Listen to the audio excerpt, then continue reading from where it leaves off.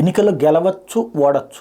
But మనదైన Mudra వేసుకోవాలి ప్రజల్లో అనేటువంటి తపన కొందరికే ఉంటుంది. ఆనాడు ₹2 కిలో బియ్యం పెట్టిన ఎన్టీఆర్ ఇప్పటికీ గుర్తుపెట్టుకుంటాం. తర్వాత రూపాయికి ఇవ్వచ్చు, ఇప్పుడు ఫ్రీగా ఇచ్చినా కూడా ఒక సంక్షేమానికి ఆద్యుడి కింద ఆయన గుర్తుపెట్టుకుంటాం.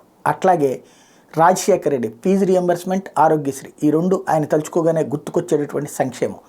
చంద్రబాబు గారి అన్నా క్యాంటీన్లు కంటిన్యూ అయ్యి ఉంటే ఆ పేరు ఉండిపోయేది. రుణమాఫీ చేయకపోవడం వల్ల ఆయనకి మైనస్ అయింది. అయితే ఇప్పుడు చూసుకుంటే జగన్మోహన్ రెడ్డి వచ్చేటప్పటికి ఒక అమ్మఒడి స్కూల్ పిల్లలకు కూడా డబ్బులు వేయటం దగ్గర నుంచి చేయూత డబ్బులు ఒకటి, అట్లాగే పెన్షన్ ప్రతి ఏటా పెంచడం మరొకటి, ఇంకొకటి డ్వాక్రా రుణమాఫీ 28,000 కోట్లు 4 ఏళ్లలో చెల్లించడం ఒకటి. ఇట్లాంటివన్నీ కూడా సంక్షేమంలో పీక్ స్టేజ్కి తీసుకెళ్ళిపోయారు.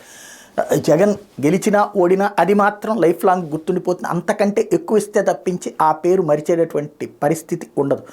ప్రస్తుతం చూస్తే CAG controller and auditor general ఇచ్చిన నివేదిక ప్రకారం సామాజిక రంగంలో 2019-20లో 70,157 కోట్లు, అంటే అంత ఫ్రీగా జనాలకు పంచిపెట్టారు. 2021లో 71,194 కోట్లు, 21-22లో 75,610 కోట్లు, 22-23లో 89,096 కోట్లు. టోటల్గా ఈ 4 ఏళ్లలో 3,06,057 కోట్లు చెల్లించారన్నటువంటిది, సంక్షేమానికి ఇచ్చారన్నటువంటిది హైలైట్ చేస్తున్నారు. ఇంతకంటే ఎక్కువ ఇస్తామని చంద్రబాబు గారు చెప్తున్నటువంటి నేపథ్యంలో ఏం జరుగుతుందో చూడాలి.